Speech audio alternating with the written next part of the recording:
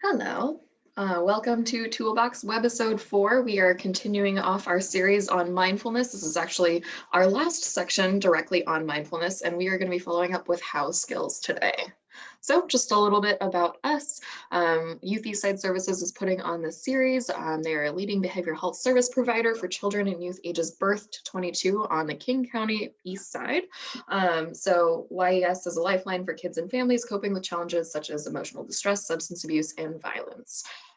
On that line, we provide all sorts of different kinds of services, youth and family mental health counseling, as well as substance use or co-occurring disorder counseling. And then as well, Delaney and I are from the programs that support more community education and prevention programs. If you would like to reach out to us, we are offering both in-person and virtual services. You can follow that link to find out a little bit more. You can also call us at 425-747-4937. That will reach the open access department where you can chat about an intake if you are interested in just starting some counseling. You are also welcome to follow us on various social media platforms. If you like to reach out to someone else, or you're not quite sure that counseling is the thing that you need just yet, or you're experiencing any kind of crisis, obviously you can always call 911 for a real medical emergency or crisis. But for maybe those lesser ones, or you're just not sure what to do, feel free to contact the King County Crisis Line. The number is up there. They are a 24/7 line that you can call anytime. As well, there is the crisis text line, which is also 24/7, but instead of calling someone over the phone, you can text with them instead if that's more comfortable. We've also added TeenLink onto this website as well. So they're open from 6 to 10 p.m. every single night of the year. Their phone number is up there. You can also go to their website at teenlink.org to instant message or text with them. And that way you can reach someone that way as well. I am Kaylin Griffith. I'm a behavioral health support specialist, a licensed mental health counselor associate, substance use disorder professional trainee, and mental health provider. And I'm Delaney. Oh, what was that? I got the wrong P. It's all good. My name is Delaney Not Nearest. I am the school-based behavioral health coordinator. I am a social worker by training. I'm also a substance use disorder professional and a mental health. What is the P? Provider? Professional. Professional? Provider, professional, practitioner. It's all the same. All of the above. They're kind of synonyms. It works. Anyway, Delaney and I are both fundamentally trained or foundationally trained in dialectical behavior therapy, and all of our materials are going to be taken from the DBT Skills in Schools or DBT Skills Training Manual. So if you're liking what we're talking about and you kind of want to explore more on your own, feel free to reach out to those resources because they will have all of the things for you. So today's agenda, we are going to be reviewing mindfulness and the what skills, obviously to put it in context with what we are doing so that you know how it all is connected. Today's skill specifically, though, is going to be the how mindfulness skills, and there are three of them. We also like to give you guys something to do at home so you can practice these skills on your own. As a reminder, this group is not a substitute for therapy. It is a sort of educational thing. I like to think about it as driver's ed. You know, you're learning the skills and you go use those skills out in the real world with your support systems or with a therapist or whatever suits you. But this is not a substitute for therapy. And then we will have some time for Q&A if anybody decides to join us virtually today. And this is week 4 of 16. So one of the things, why we're calling it a toolbox is we're hoping to give you skills or tools to use in your everyday life. So just to keep kind of tracking on what is in our metaphorical toolbox, we have already covered and learned about the skills in previous videos. So thinking dialectically, wise mind, and then the what skills of mindfulness, which is observe, describe, and participate. If you missed any of those skills or need to brush up, feel free to check out the YouTube channel or the YES website. And then today we're going over to go over the 3 how mindfulness skills, meaning how do we practice mindfulness when we do those what skills. And those 3 skills are non-judgmentally, one mindfully, and effectively. So a reminder of what is mindfulness, why are we doing it, why are we even here today? It's building an awareness and being able to be in the present moment, which our society, that's really, really challenging. We're constantly inundated by notifications, by to-do lists, by interruptions, all of the different things, and really trying to focus on being in the present moment. Also trying to stop or withhold judgments, which is really, really challenging, but that's something that's been shown to be helpful just for our own peace of mind and our own well-being, and focusing your mind on where you want it to be. I, especially in this virtual world, have been in multiple places and been in a meeting and been trying to do 5 different things and then not accomplishing any of them or doing any of them very effectively. So the goal ultimately with mindfulness is being in control of your mind rather than having your thoughts and being in control of your mind rather than being controlled by thoughts and emotions that show up. So how does mindfulness help? We've kind of covered some of this already, but being in more of control of your choices and your own behavior, reduce emotional suffering and increase kind of your pleasure or increase the joy that you might experience in life. It can help you make important decisions. You know, you can be more intentional about it instead of making those knee-jerk decisions, or maybe sometimes also waiting forever to make a decision. That can be kind of the flip side of the knee-jerk decision. Help focus your attention to make you more effective and productive. Also increase your compassion for yourself and others. If you're thinking about how you are feeling and what that means, it allows you to also think about how others are feeling, right? By checking in with ourselves, it makes it a little easier to then think about checking in with others. And again, it lessens your pain, tension, stress, and overall just improves your health, which I think all of us can benefit from, especially in times like these. So the what skills of mindfulness are observe, describe, and participate.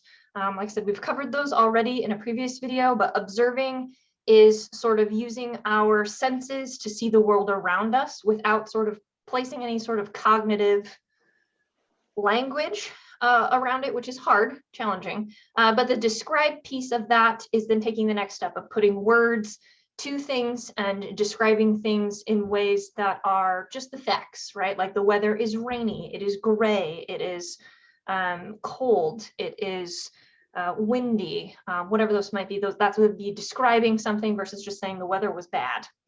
And then participating, we are going to practice participation today with our mindfulness skills, but participating in focusing on what you're doing and doing it to the best of your ability and being fully present. So instead of partially participating, to fully participate in whatever it might be, like this webinar that you're watching. So we are going to practice mindfulness.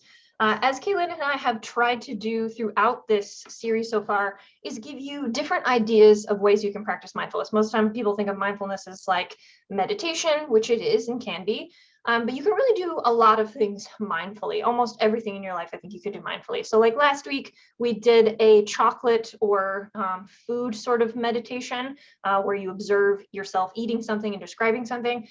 This week, we are going to do a participate mindfulness activity. I'm going to show a video and it's going to walk through kind of, you make a decision and then you do an action that aligns with that decision.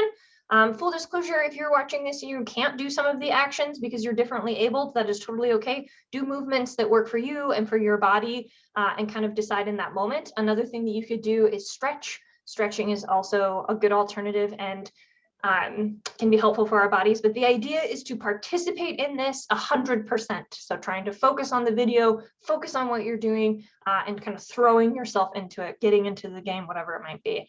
I know that Kaylin and I are going to participate, probably very embarrassingly with our cameras on. At least I will. I don't know if Kaylin, you are going to. Keep my camera on. I'll participate. Okay. Just want to check. So I'm going to. I'll stop sharing. Okay, yeah, I was gonna like take control. And I will share this. Again, we are not sponsored by anybody. We just use the resources that are available to us, which includes YouTube, because it's free and you have access to it as well. So we just found this great video and I'm gonna share it with you.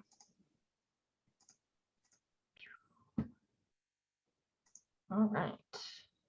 Da-da-da. Kaylin, tell me if you cannot hear it, but I believe you should be able to. Hold up, stop everything.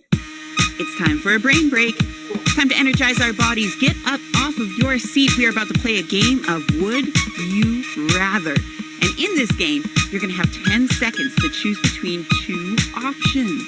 From there, 30 seconds to do the matching activity. Are you ready? Here we go. Round 1. Would you rather be a superhero or a wizard? If you pick superhero, you're doing high knees. If you pick wizard, you're doing butt kicks.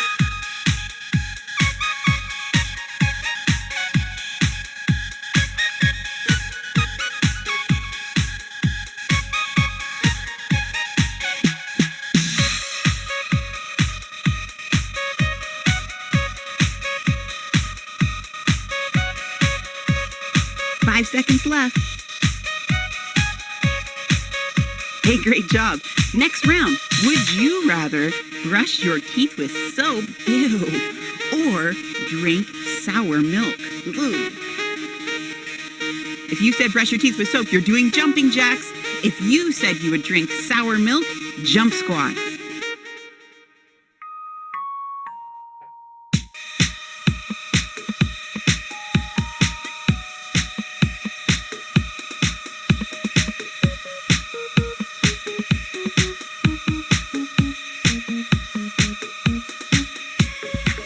Seconds. Great work. All right, round number 3.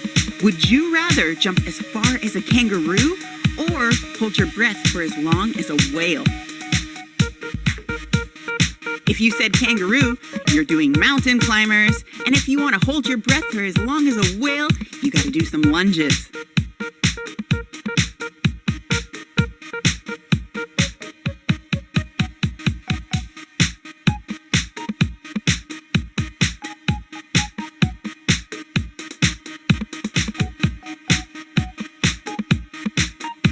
Five seconds left. Hey, great job. All right, round number 4. Would you rather own a magic carpet or own a submarine? If you said magic carpet, you have to do plank leg raises. If you said submarine, you better run in place.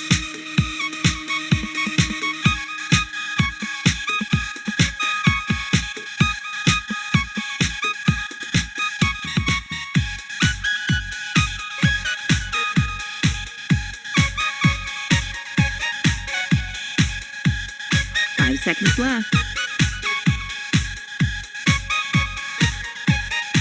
Hey, great job. Be sure to check back for more brain breaks coming soon, and like, share, and subscribe to this channel. Wow. Wow. Okay. I should have chosen a magic carpet, but oh well. What? I chose the magic carpet, and I definitely had a thought of, man, I should have chosen the submarine. I was thinking like of the movie The Meg, and I was like, I want to go find the prehistoric shark. But I'm like, now I'm thinking about it, like I would definitely rather have a magic carpet. Yeah, so one of the reasons why I picked that video is just because I liked kind of not knowing what was going to be your choice, you know, and so just to throw yourself into it. I also am like really curious to look back on the recording, like how much can you see of like us doing stuff. I think you and I were pretty similar, potentially. Well, I couldn't tell if you were doing high knees or butt kicks, but like. See, I couldn't see anything at all because I was sharing my screen, so I couldn't see you. Oh, yeah, there's that too. But we like pretty much chose the same things except for the last one. Oh, yeah, I was like, well, guess I gotta get on the floor now. Yeah, so that mindfulness activity, the intention was participate. So throwing yourself into it, which is really challenging. And we're going to talk a little bit more about it today. Actually, Kaylin will take us off right after this. And thinking about non-judgmentally, because I definitely had some judgment showing up in my mind while doing this, and had the thought of like, damn, this might be the most movement I've done, you know, since like March of 2020.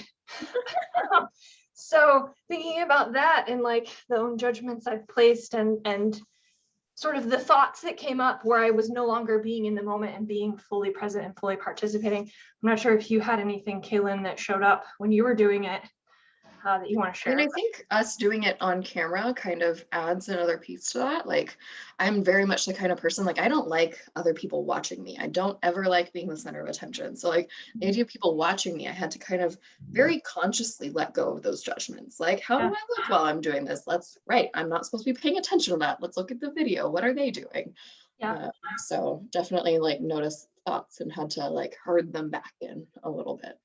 I definitely had the thought too of how odd would it be if somebody joined the meeting, like the webinar, like in the middle of that, and they're like, this YouTube video is playing, and they're like, okay, these two like counselors are just doing some high knees. All right. Oh yeah. So I thought that was kind of funny if that had happened, but it doesn't look like it did. So yeah.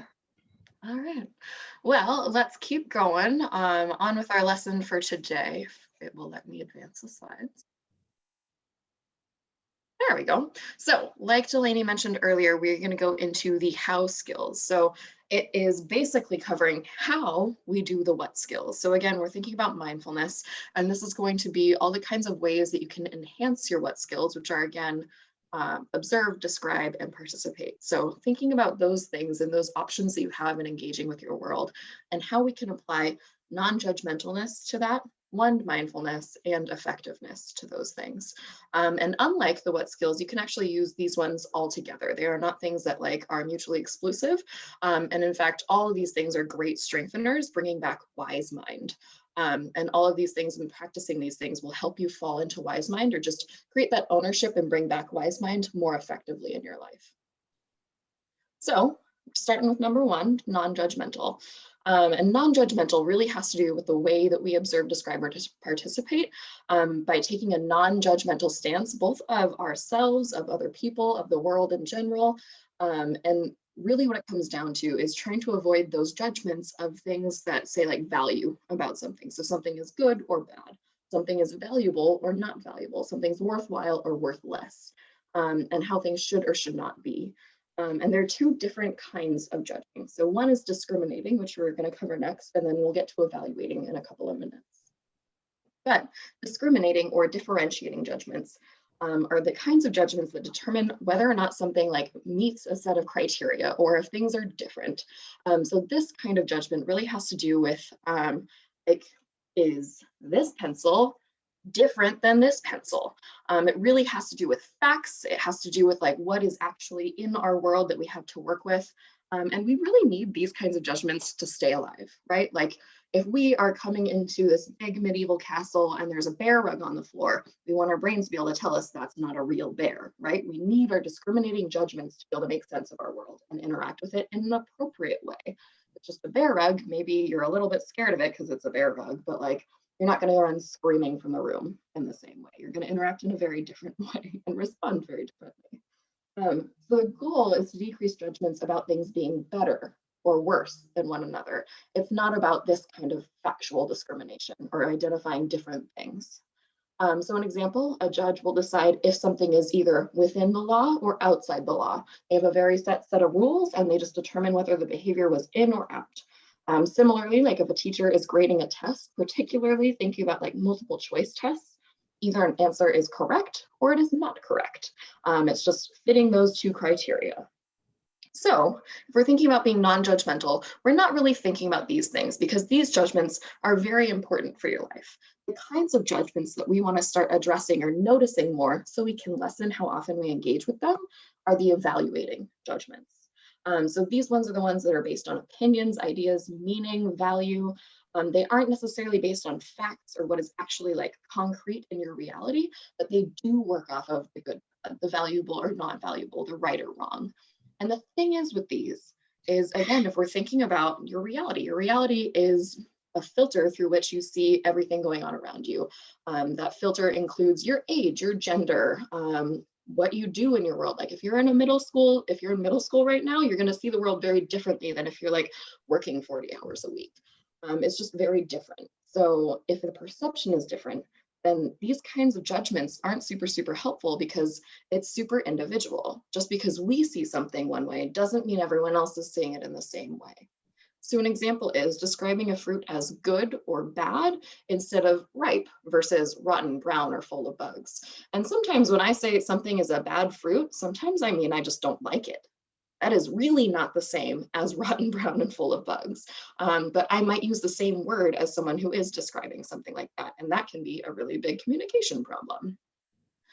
Overall, the reason why evaluating judgments aren't helpful is because you might forget that you're thinking in those terms. Our judgments are actually like thinking about neurologically what's going on when we make judgments is our brain is coming up with shorthand. Our brain is taking some very big clues about what's going on and being like, oh, typically when we see these things, we don't like it. So again, with that, like that fruit, if it's brown, if it's rotten, if it's got like really squishy spots and it's got little bugs crawling all over it, our brain is like, oh yes, I do not think that thing is going to taste very good. You probably should not eat it. You might get sick and all these bad things will happen. Your brain is taking the information that is naturally out there and it's doing all the quick calculations for you and spitting out bad. But sometimes if you get used to that happening, you don't realize, oh, that's just shorthand, and you don't slow down to actually take in the facts anymore. And while maybe it's pretty easy to jump to bad with something like fruit, when you're thinking about a person, people usually are not so black and white. You need to consider what all of the things are that go into another person when you're approaching a conflict. So if our evaluations kind of skip that shorthand and go right to just bad, then we're losing an opportunity to maybe see things from a different perspective. Again, bringing back wise mind, bringing back dialectics, and all of these things that we've already been talking about. And of course, that has a big impact on our emotions, the way we interpret our world. Yeah. Lainey, any other thoughts? No, I think the best way that I describe it is going to be on the next slide, I believe, in terms of talking about bananas. Oh yeah, that's maybe wait, why no, bananas that's not that one. Where's the But yes, this is another slide too. This is also a great example. But the way that I learned how to start recognizing judgments is to think about all of the ways that we label someone. And I think it's really, really easy to come up with some labels that we have for other people, like jerk. I'm sure you can fill on your own there too. Like we have many, many different kinds of names that we will call other people when we are not happy with them. But the problem with this is saying someone is a jerk is an evaluating judgment because there is no one set definition that will say, oh yes, now I know exactly what they did. Just because someone's being a jerk, I don't know if that means they were being rude to you, if they cut you in line, if they cut you off in traffic. I don't know what happened. So I can't necessarily say I agree with you calling them a jerk because I have no idea if I would interpret that in the same way. Instead, breaking it down and actually saying what that person has done will give another person a much better idea of what's actually going on, what your emotional experience is, why you think they're being a jerk, and they'll probably be better able to help comfort you or solve whatever that problem is. Overall, that communication is really, really key for being able to move on with things and not just get stuck in like, that person is just a jerk and that's it. It's also very, if we think about dialectics too, if we just say, and thinking dialectically, just a jerk, that's one interpretation of a situation that's going on. And that's very absolute and very one-sided and very one-dimensional. And everything in life is not that, right? Like, again, like Kaylin said, a jerk could mean one thing to her and being a jerk could mean one thing to me. And that's not the whole story or the whole picture or everything of what's going on. There is always going to be other sides to things. There will always be a dialectic to something. If somebody's like, well, they were a jerk, like I always like to think about that when somebody's cutting me off in traffic, right? I like to think, oh, well, it's, you could think, oh, they're cutting me off because they don't like me. But also I've thought, okay, well, maybe they're cutting me off because they're on the way to the hospital and their like pregnant partner is in the car about to give birth. Like, I don't know that. So thinking about that as well. So this is the banana slide that I was thinking about, of being able to sort of differentiate between discriminating thoughts and evaluating thoughts with the bananas. Actually, technically, if anyone's, following details, this is an image of plantains, but I couldn't find a good one with actual bananas, in case anyone out there is a really big banana fan. I would not have known that if you hadn't said that, because I am apparently not a banana fan. But like Delaney was saying, discriminating, eating banana that is rotten could make you sick. That's just a fact. That is just a true statement taken in the visuals of like, hey, if this thing is rotten, I've seen that these things will also make you sick. An evaluating statement is like folks who might have an opinion on like when they want to eat a banana. Like I really like bananas when they're like still just barely underripe. I don't know. I think that's like a really good like spot where they taste well. And like I have known people that like them to like have brown spots. They want them to be like half brown. And other people too, if like you don't like just eating bananas and you want like banana bread, someone who likes banana bread is going to be like, no, I need that banana to be all the way brown. So depending on what you're using it for and like what kind of piece this thing has in your life, it really depends on what you might want from this thing. So it really depends what you're looking for and how you might judge good or bad based on your taste. Mm-hmm. And for me, now in life, I like bananas to be kind of like that middle banana right there with the S on it. But I'm also developed an allergy to bananas. And now I can no longer evaluate bananas, I have to discriminate, because if something contains bananas, I have an allergic reaction to it. So That is not ideal. Yes. yeah. So I went from being able to evaluate bananas to now I have to discriminate against things with bananas in it. I mean, I think that's also an important point too, because it's not like you're saying the banana is bad, even though you're allergic to it. You're just recognizing like, hey, I can't eat that thing. That Mhm. doesn't just jump to bad because you maybe recognize I used to like bananas. But there are things that happen now that I am not a fan of when I eat bananas, so I don't. And that is also very different than just bananas are bad. Mhm. All right, so just quick review. Judgments that discriminate include statements like, I am overweight according to the body mass index. And just to throw that out there, the body mass index is dumb, in my opinion. So no one And should also, really judge their weight or value based on that. Next one is, I failed the science test because I studied the wrong chapter. That's just true facts, potentially.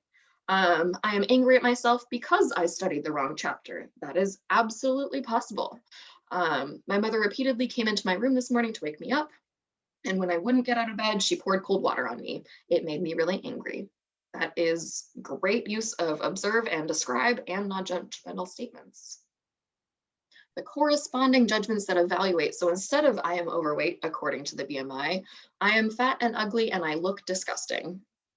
Fat is not necessarily defined in here. Ugly is not really defined in here. And disgusting really isn't defined in here. Like if we were just using the classic definition of disgusting, someone might have no idea what we're talking about. And that is a really colloquial use of the term disgusting. Again, thinking about the shorthand that all of our brains use. If there's anything that is like just a common saying or colloquialism, typically those things are probably judgments, and those things are also not based on any one set of like rules or things that need to be included in something. So paying attention to those things in particular. Also, I failed the science test because I'm an idiot and studied the wrong chapter. That use of idiot is kind of a judgment. I feel like such a jerk and so stupid because I studied the wrong chapter. You might feel stupid and you might feel like such a jerk, but those two statements and those ways you're describing yourself aren't super helpful. So we kind of want to get rid of those too. And lastly, my mother was being such a jerk this morning. I hate her and I don't want to ever be around here. Again, that name that we're calling mom a jerk is not super helpful for figuring out what actually happened. It's not actually mom that you didn't like. It's being waken up by having cold water being poured on you. Of course, that would make you angry. And you can hold that and have mom over there like, mom was trying to get me up for school. I can recognize that even if I don't like the way she did it. Mhm. And also with the two about sort of studying the wrong chapter, the evaluation there is that you're like I am overall dumb or stupid. That's just one aspect of your life, right? Like oftentimes I talk to students about this all the time where they're like, well, I'm failing chemistry. And I'm like, yeah, but you're also passing history, English, and art, or whatever else it might be. Or it's like maybe you are failing all of the things in school, but like you're doing a really excellent job taking care of your younger sibling while your parents are working remotely. It's kind of like figuring out, just because one thing is going not the way you want it to be doesn't mean that absolutely everything is horrible and the worst. So calling out kind of that too, that, you know, just because you studied the wrong chapter doesn't mean you're an idiot. Kind of like sweeping statements with evaluations as well.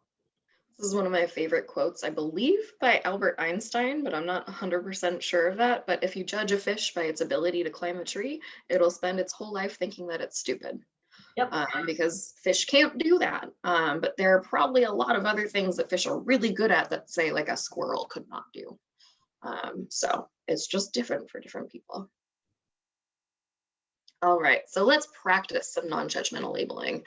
So for thinking again about what a judgment does, if our brain thinks of something as good, you will want to cling to that thing. If you think of it as bad, you'll reject that thing from your experience. If you're kind of neutral, just be like, ah, whatever. But if you don't have judgments in your brain, you'll just take your life experience, you'll experience it, which is the entire point of mindfulness, and you'll just simply be present to it. Again, so thinking about like the water under a bridge that you're watching the leaves go by, you're noticing all the judgments maybe that you have. You're noticing the way your brain maybe wants to create that shorthand. And in your noticing it, you also let it go. So something to try is just picking an object around your home and practice describing this thing to another person, paying close attention to words that imply values like good or bad. Delaney, do you have an object by any chance that you might be able to describe? I just thought of that. So earlier before we joined, or while we were prepping for this, I had put lotion on. I have this, Burt's Bees hand salve or whatever for like farmers. Again, we're not sponsored by Burt's Bees, but if they wanted to give me lotion, that'd be dope. And so I was putting it on and I was thinking about like, oh yeah, I could use this. And one of my immediate things was, oh, it smells nice. But that has a good or bad judgment to it because it smells nice to me, but it might not smell nice to you. So things I could describe it is like it's a cream color kind of. It is squishy, like slimy. Does slimy have a judgment to it? Maybe a little bit. No, I think you can kind of define slimy a little bit. Slimy is like the texture. I mean, the tin is silver. It is smooth is another thing. I haven't used a lot of it yet, so I have a lot of it. That's a fact, I guess, an observation. Yeah, but I was thinking about that. I was like, the first thing I would have said was it smells nice or it smells good, but that literally has no description. I guess if I could describe the smell, I believe it is lavender. It's like lavender and mint, which would be a better descriptor than smell nice. Good. In theory. Yeah, but you could be, I know people, our boss, if you did not know, is allergic to lavender. Oh. So she might not think it smells nice. She might not think it smells nice. She might have a reaction if she put it on her hands. So for her, she would use a discriminating word of just like, nope, can't use that, versus maybe an opinion about it or an evaluation about it. Evil. It's this evil lotion. I mean, so I don't know, because I don't know what happens to her if she's around lavender. But yes, fun fact, our boss is allergic to lavender. I love it. Thank you. All right, so again, if you just wanted to try this at home, or just some quick reminders about how to maybe pause your brain on something when you notice some judgments, but notice your judgments and don't judge yourself for judging something. It is super, super natural. Again, your brain is built to make these shorthand things because it helps. It makes things go faster. It's like a little shortcut in our brain. Of course, our brain wants to do the thing. So don't judge yourself when you notice these judgments. It's really, really, really easy to judge things. That's what your brain is built for. You can start counting your judgments if that's something that's helpful. And something really nice to try is restating your judgments in a factual way. So like Delaney just showed y'all, taking that phrase like, oh, this thing smells nice, and being like, you know what? Like, no, this thing smells like lavender and mint. And that's way more descriptive, and it's super non-judgmental. So again, thinking about anything that implies a value of good or bad and replacing those things with facts.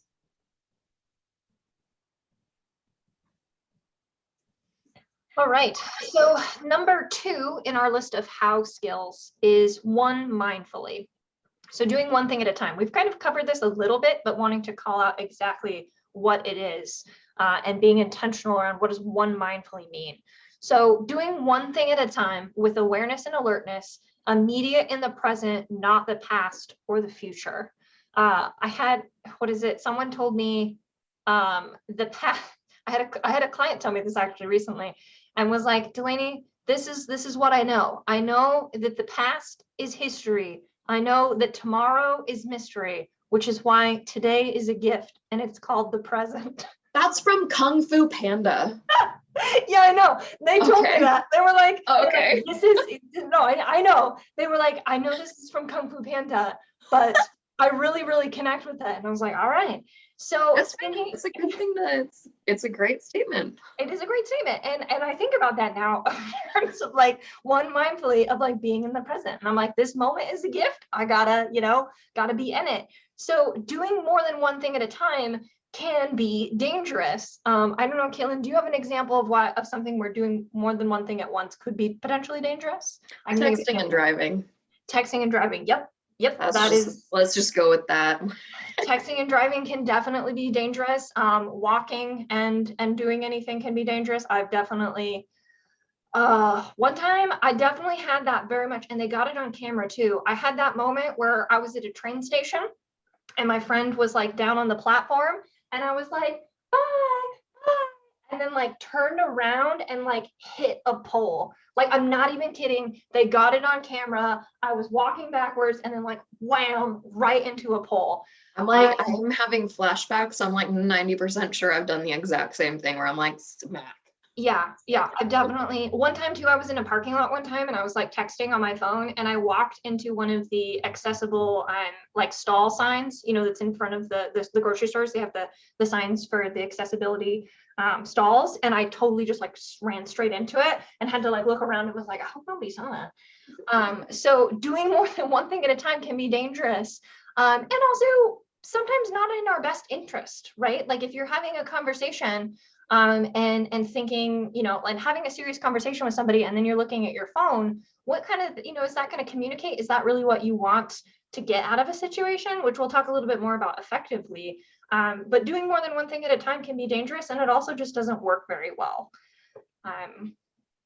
So thinking about, though, that there are certain things that go well together. So when we're saying doing one thing, one mindfully, like for an example, if you're in class and you're taking notes and you're listening to the teacher, you can do those two things together. They kind of are partnered and paired together. I'm not saying like only listen in class and don't take notes. Those things work well together, which is very different than like texting and driving. Also, talking and walking can be something that you can do, unless you're like me and you're not facing forward and you run into a pole. But talking and walking, for the most part, folks can do at the same time. There's some things that work well together. I actually like to talk and walk because it just, the movement kind of helps me keep more focused. Like often, if I have a hard phone call that I need to make, I will do it while I'm on a walk because it just kind of helps me.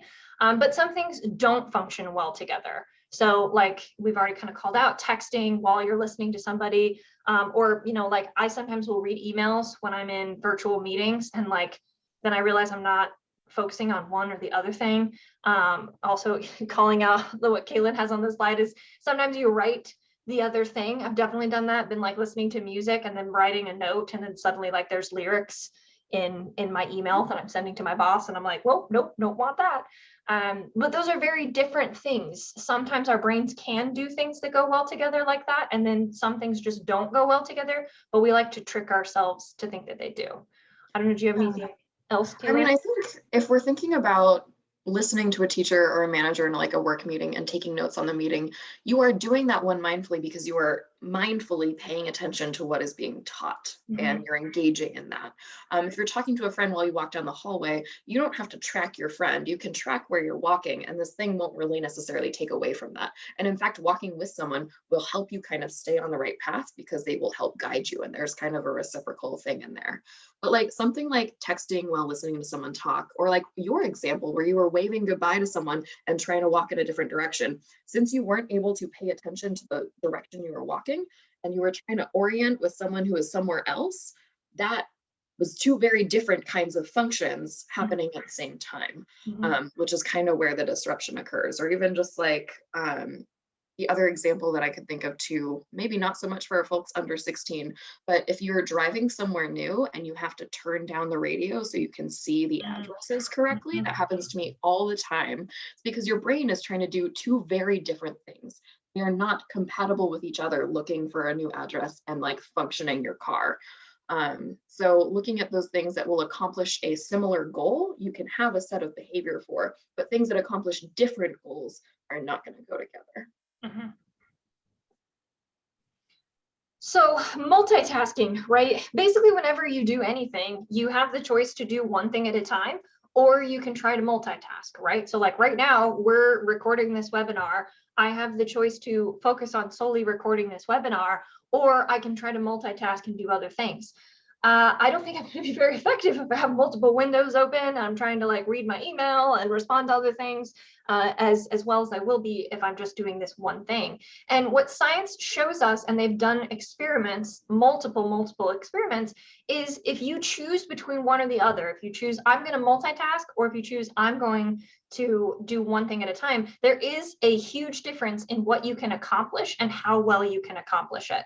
So they've done studies where they ask someone to multitask. So you're multitasking and trying to do all of these things, or they ask you to do it one at a time and do it, you know, just this one, and then go through all of the tasks that you have to do one at a time. And those folks who do it one at a time do it not only more effectively, but they do it faster. So we sort of are deceiving ourselves when we think that we're multitasking, that we're getting things done faster, and that we're also getting things done just as well as if we had been doing it one thing at a time. So to me, when I think about that, it really sort of reframed for when I'm doing anything of like, of course I want to save time, and of course I want to do it well. So why would I kind of self-sabotage and try to do multiple things at a time if I know I'm not going to do it well and I know it's going to actually take me more time, scientifically speaking? So have you ever tried to do your homework while watching TV? I definitely did that when I was a kid. Definitely did that. Or sometimes I'll try to do my case notes while like watching a movie or something, and it ends up taking me twice as long because I'm not focusing on it. I'm trying to do multiple things at once, and I keep getting pulled away and distracted of like, oh, I love this scene. This is my favorite part. Instead of doing what I actually should be doing, which is writing notes. And if I had just written all my notes, then I could actually sit and enjoy the movie. Or if, especially if you're watching something new that you haven't seen before, I'm willing to bet, because this is what happens to me, I then have to go back to where I was before and catch up. So it's not like I really saved any time. I totally missed everything that happened anyway. Yep. So I threw this up here. Do you want me to talk about it? Yeah, because I was like, I haven't read this yet.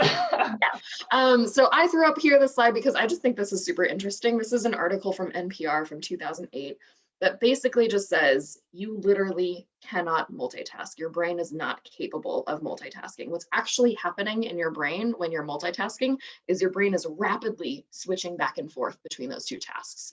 And so not only are you losing energy in having to switch your attention to something new, but those short bursts of time that you're actually paying attention to the thing you're trying to accomplish is not very effective. You are not fully putting your attention on that thing. You are not actually engaging with it. So people can't multitask very well. And when people say that they can, they're deluding themselves as a neuroscientist.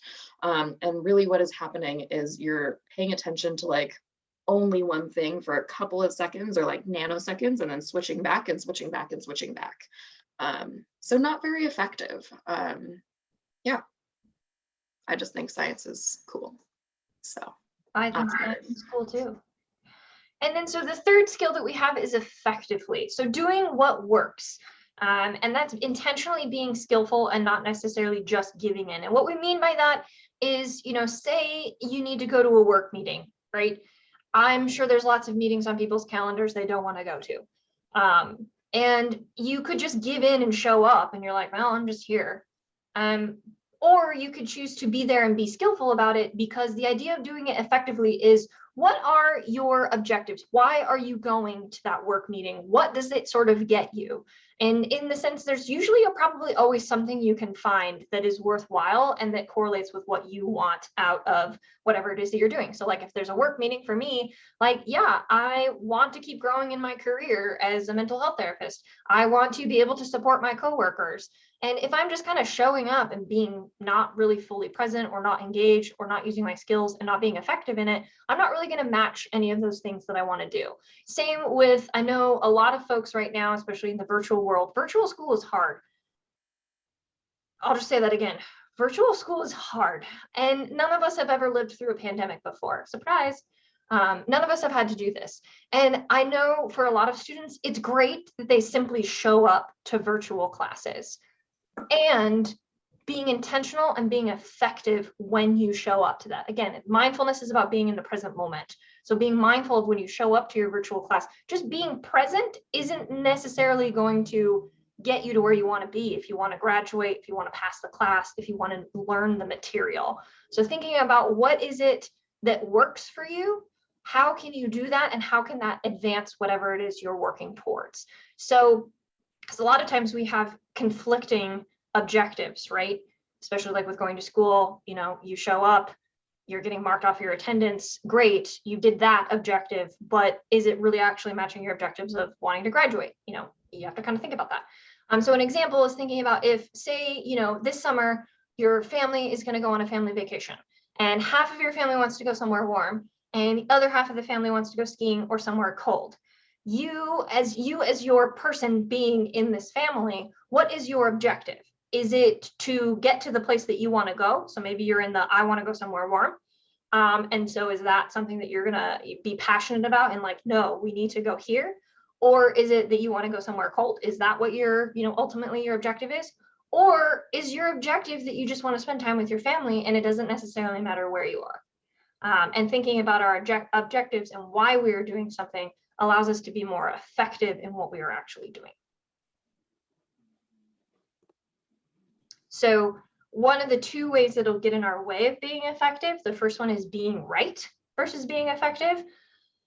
And this sort of means is, sometimes we have to let go of being right or proving our point in order to be effective towards our goals.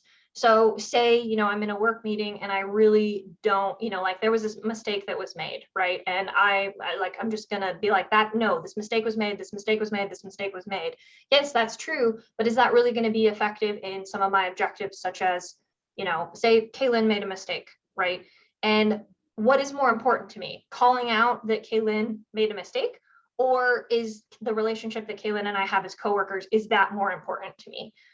And letting go of being right to be more effective, because I don't want my workplace to be full of weird tension and stress. I would rather I have a good relationship with Kaylin instead of being like, Kaylin, you did this wrong. That isn't necessarily going to be effective. And then emotions versus being effective. This is the other barrier that we'll sometimes face when it comes to figuring out what is it that we want and what is it that we're going to do. And one of the main emotions that can get in our way of our goals is, an example is like fear, right? So if one of my goals is to climb Mount Rainier, right? I want to climb Mount Rainier, but I have a lot of anxiety of figuring out how to do that. And if I look at it, am I going to let that anxiety and that fear, does that anxiety and fear mean that I don't want to climb Mount Rainier? Or does it mean that there's some things I still need to work out and figure out to get me to my goal? And sometimes people will take fear as, I guess I don't really want that goal, or I don't really want to do that thing. And that's not necessarily the case. The fear might actually just be on, missing information that you have, or, things that you might have to do that are hard. I once had a friend tell me, I was saying I was going to interview for something, and I was like, I'm really nervous and excited, and it was like this weird, double-edged kind of thing of like excited and scared. And she was like, I think it's a dialectical, right, of being excited and scared. And she told me, she was like, I think that means that's where you need to be, because I was excited and I was scared about it. So that means that I cared about it enough to be in that place. Like I wasn't only just excited and I wasn't only just scared. It was kind of both.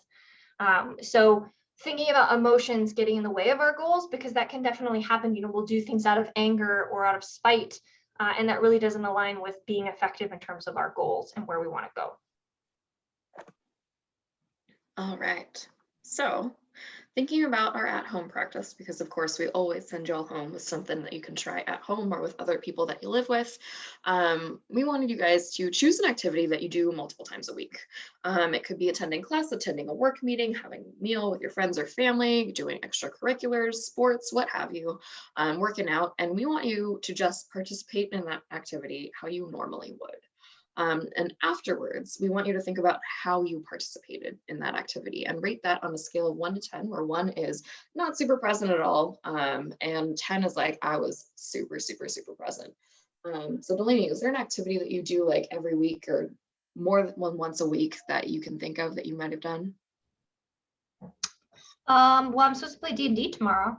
Yeah, that's perfect. Yeah, so I'm supposed to play D&D tomorrow, and I can definitely rate how present I was. I could tell you probably last time I wasn't as present, which kind of gets into the practice piece of it. Yeah, fair enough. Where would you rate yourself on 1 to 10 thinking about last time? Maybe like a 6. Fair enough.